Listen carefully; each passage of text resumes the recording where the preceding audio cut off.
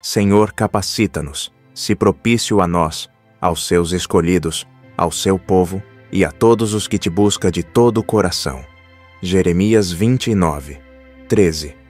Não sejais rebeldes contra o Senhor, e não temais o povo dessa terra, porquanto, como pão, os podemos devorar. Números 14.9. Este versículo reflete um momento decisivo na história de Israel.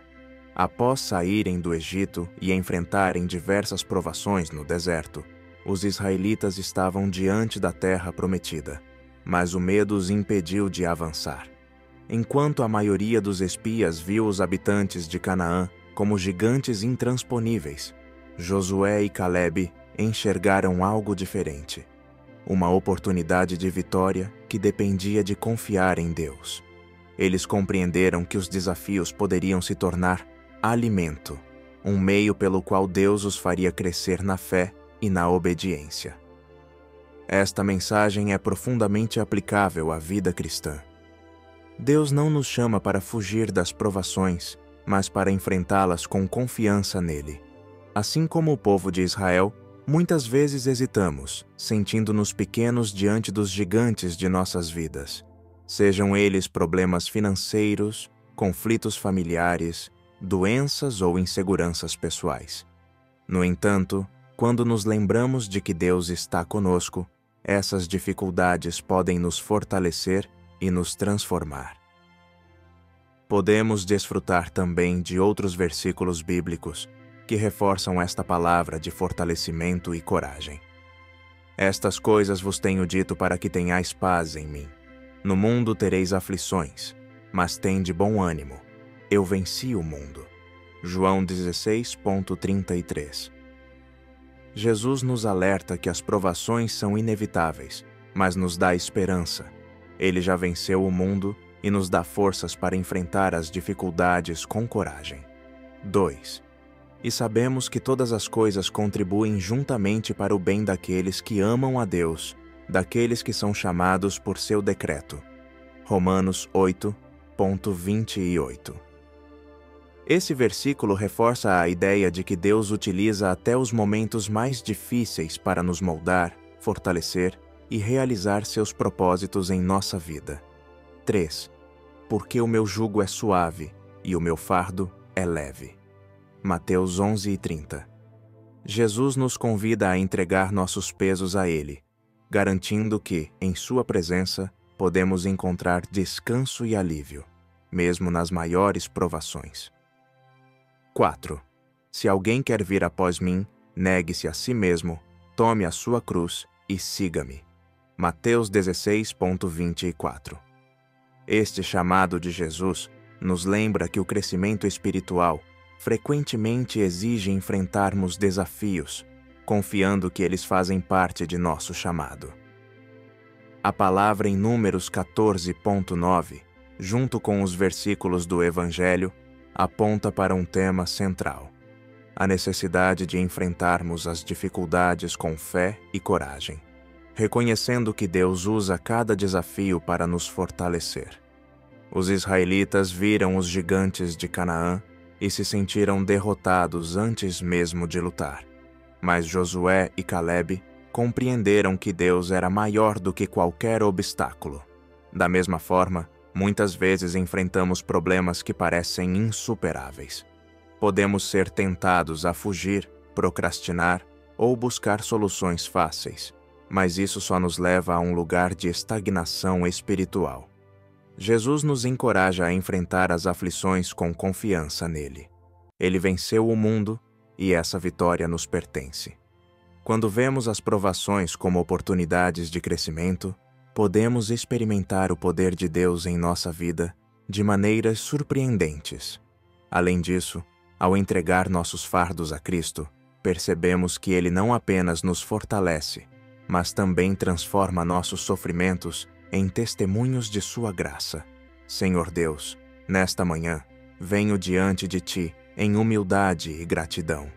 Tu és o Deus que vai à nossa frente, que nos sustenta e transforma cada desafio em uma oportunidade de crescimento. Assim como Josué e Calebe confiaram em Ti diante dos gigantes de Canaã, Ajuda-me a confiar em Tua presença em minha vida hoje. Pai, confesso que muitas vezes tenho medo das dificuldades que encontro. Tenho dúvidas, sinto-me pequeno e incapaz.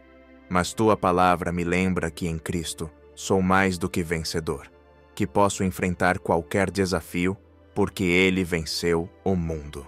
Senhor, dá-me a coragem de tomar a minha cruz, enfrentar as provações e crescer em meio a elas. Ensina-me a ver os problemas como alimento espiritual, como algo que me aproxima mais de Ti. Não me deixes fugir ou procrastinar diante dos obstáculos, mas dá-me a força de confrontá-los com fé, sabendo que Tu és poderoso para transformar tudo para o meu bem. Nesta manhã, entrego a Ti os meus fardos, minhas inseguranças, minhas preocupações e meus medos. Guia-me, Senhor, e renova em mim a certeza de que Tua graça é suficiente. Sustenta-me com Teu poder e faze de mim um instrumento para a Tua glória, mesmo em meio às provações. Em nome de Jesus, amém. Que esta oração e os versículos lidos sirvam de inspiração para cada dia. As provações virão, mas com fé e confiança em Deus, podemos transformá-las em um caminho de vitória. Não importa o tamanho do gigante. Lembre-se, com Deus ao seu lado, Ele é apenas pão que podemos devorar. Acredite no poder de Deus para transformar seus medos em oportunidades de crescimento. A fé, conforme apresentada em Hebreus 11.1 e definida por John Nelson Darby. A fé é descrita como a substancialização das coisas que se esperam e a evidência das coisas que não se veem. O exercício da oração e a leitura da Palavra de Deus nos ajuda a entender que a fé nos dá acesso a uma realidade invisível, permitindo-nos enxergar e experimentar o que, aos olhos naturais, parece intangível. A comparação com a visão nos mostra como a fé opera. Assim como nossos olhos transformam cores e formas em algo perceptível e real, a fé transforma as promessas divinas em algo concreto e presente em nossas vidas.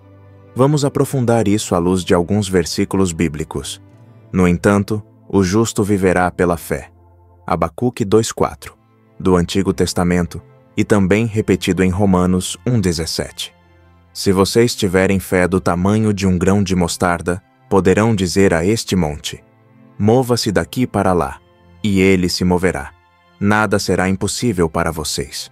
Mateus 17:20. No livro de Abacuque, Deus mostra ao profeta que a fé é o alicerce da vida justa.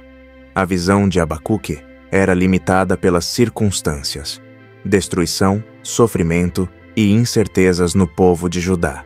Ainda assim, Deus o chamou para viver não pela evidência do que via ao seu redor, mas pela confiança na promessa divina. Já em Mateus, Jesus nos ensina que a fé, mesmo pequena, tem um impacto poderoso. Ela não depende de tamanho, mas de qualidade, pois une o coração humano à força ilimitada de Deus. Esses dois versículos nos apontam para um princípio prático. A fé não apenas nos faz esperar pelo que Deus prometeu, mas também nos permite agir e caminhar em direção àquilo que ainda não vemos. Um exemplo clássico de alguém que substancializou pela fé é Abraão. Ele recebeu a promessa de que seria pai de muitas nações, mas enfrentava um grande desafio: sua idade avançada e a esterilidade de Sara, sua esposa. Mesmo assim, ele creu. Abraão creu contra a esperança para vir a ser pai de muitas nações, conforme lhe fora dito: assim será a sua descendência. Romanos 4:18. Abraão não se fixou em suas limitações humanas, mas na fidelidade de Deus. Ele foi capaz de substancializar aquilo que ainda não havia acontecido, porque confiava na palavra do Senhor. Por isso, sua fé foi creditada como justiça. Agora, olhando para os desafios comuns que enfrentamos na vida, quantas vezes nos sentimos como Abacuque ou Abraão? Podemos estar cercados de dúvidas e limitações. seja em um problema financeiro, de saúde ou em um relacionamento. Muitas vezes, como seres humanos, queremos evidências visíveis para nos tranquilizar. Mas Deus nos chama a viver pela fé, confiando que Ele já está trabalhando, mesmo quando não vemos os resultados. Na oração de hoje, juntos iremos experimentar essa realidade em nossas vidas. Pai amado, nós te agradecemos porque nos convidas a viver pela fé e não pelo que vemos. Sabemos que nossa visão humana é limitada, mas confiamos que Tu és um Deus fiel e cumpridor de promessas. Assim como Abraão creu contra toda a esperança, dá-nos também a capacidade de crer nas Tuas promessas, mesmo diante das circunstâncias mais desafiadoras. Senhor, fortalece a nossa fé para que possamos mover as montanhas em nossas vidas, como Jesus ensinou. Sabemos que o justo viverá pela fé e que a Tua palavra nos garante que, mesmo uma pequena fé, pode transformar realidades. Ensina-nos a descansar em Ti, como Abacuque fez ao esperar o cumprimento de Tua justiça, e a caminhar com coragem, como Abraão, que não duvidou das Tuas promessas. Pai, pedimos por cada área da nossa vida onde nos falta fé, seja nas finanças, na saúde, na família ou em decisões importantes. Ajuda-nos a ver além do visível e a viver na certeza de que Tu és soberano e bom em todas as coisas. Que possamos substancializar, por meio da fé, as Tuas promessas eternas. Em nome de Jesus, amém. Que possamos hoje viver como Abraão e Abacuque, firmes, mesmo quando tudo ao redor nos desafia. Lembre-se, Deus é fiel, e Suas promessas são tão reais quanto o ar que respiramos, mesmo que ainda não as vejamos plenamente. Confie, persevere e experimente a realidade da fé. Romanos 24, 25. Amados irmãos, agradecemos ao Senhor por esse tempo precioso que fomos contados na Sua presença. Salmos 90, 12. Em nome de Jesus Cristo, te entregamos essa oração, Pai. Venha o Seu reino e seja feita a Sua vontade hoje em cada coração. Na comunhão, Seu conservo. Emanuel vos abençoe hoje, com graça e paz. Amém. Eu bem sei em quem tenho crido. 2 Timóteo 1, 12. Quando paramos para refletir sobre essa afirmação, percebemos a profundidade da confiança e certeza que o apóstolo Paulo tinha em Cristo. Ele não apenas sabia quem Jesus era, mas também tinha uma experiência transformadora que ancorava sua fé. Este versículo fala de um conhecimento pessoal de Cristo que vai além da teologia ou tradição religiosa. É um relacionamento íntimo, moldado pelas experiências de vida e pela revelação divina. Ao perguntarmos a diferentes cristãos sobre como chegaram a experimentar a plenitude da vida em Cristo, as respostas certamente variariam. Para alguns, foi através de um momento de crise profunda, quando não havia mais saída senão voltar-se para Deus. Para outros, foi um processo gradual de aprendizado, onde Cristo foi sendo revelado passo a passo. Essas diferenças não diminuem a experiência de cada um. Pelo contrário, mostram a riqueza e a criatividade de Deus ao lidar com seus filhos de forma única. Entretanto, existe um ponto comum. Qualquer experiência genuína de plenitude espiritual tem como centro Jesus Cristo, Sua pessoa e Sua obra. Não importa o caminho que trilhamos para chegar até Ele. O importante é que Ele seja o destino final. Isso nos leva a uma reflexão mais profunda sobre o que significa confiar verdadeiramente em Cristo. Vamos considerar Lucas 5:5, onde Pedro, após uma noite inteira de trabalho infrutífero, diz: "Sob a tua palavra lançarei as redes." Esse momento reflete a tensão entre nossos esforços humanos e a direção divina. Pedro estava cansado, frustrado e talvez cético, mas decidiu confiar na palavra de Jesus. Essa obediência simples resultou em uma pesca milagrosa. Podemos desfrutar de outro exemplo que está em Mateus 14, 29 a 31, onde Pedro anda sobre as águas a convite de Jesus. No início, sua confiança no Senhor permitiu que ele realizasse o impossível, mas ao desviar o olhar para as ondas e sentir o vento, começou a afundar. Jesus, ao resgatá-lo, disse: "Homem de pouca fé, por que duvidaste?" Aqui vemos como a fé pode ser testada quando enfrentamos dificuldades, mas também como Cristo está sempre pronto para nos levantar. Esses dois episódios mostram que, quando escolhemos confiar em Cristo, mesmo em meio às adversidades, Ele nos conduz a experiências de crescimento e realização espiritual. Quantas vezes enfrentamos situações em que nossos esforços parecem inúteis? Pode ser uma busca por emprego, uma relação que parece impossível de restaurar, ou até mesmo o sentimento de vazio espiritual. Assim como Pedro, frequentemente nos deparamos com nossos próprios limites. É nesses momentos que precisamos dizer: "Sob a Tua palavra, Senhor, confiarei." Por outro lado, também enfrentamos momentos em que, como Pedro ao andar sobre as águas, começamos bem, mas as circunstâncias ao nosso redor nos fazem duvidar. O vento das preocupações e as ondas dos problemas financeiros, emocionais ou familiares podem nos distrair. É por isso que precisamos constantemente voltar nosso olhar para Cristo, pois é Ele quem nos sustenta. Senhor Deus, nesta manhã, eu venho diante de Ti com o coração aberto, reconhecendo que muitas vezes tenho tentado enfrentar os desafios da vida com minhas próprias forças. Assim como Pedro, frequentemente passo noites sem resultado, frustrado e cansado. Mas hoje, quero confiar na Tua palavra. Ajuda-me a lançar as redes novamente, mesmo quando parecer inútil, e a caminhar sobre as águas da minha vida, mantendo meus olhos fixos em Ti. Ensina-me a não duvidar quando o vento soprar ou quando as ondas parecerem fortes demais. Eu coloco diante de Ti minhas frustrações, meus medos e minhas inseguranças.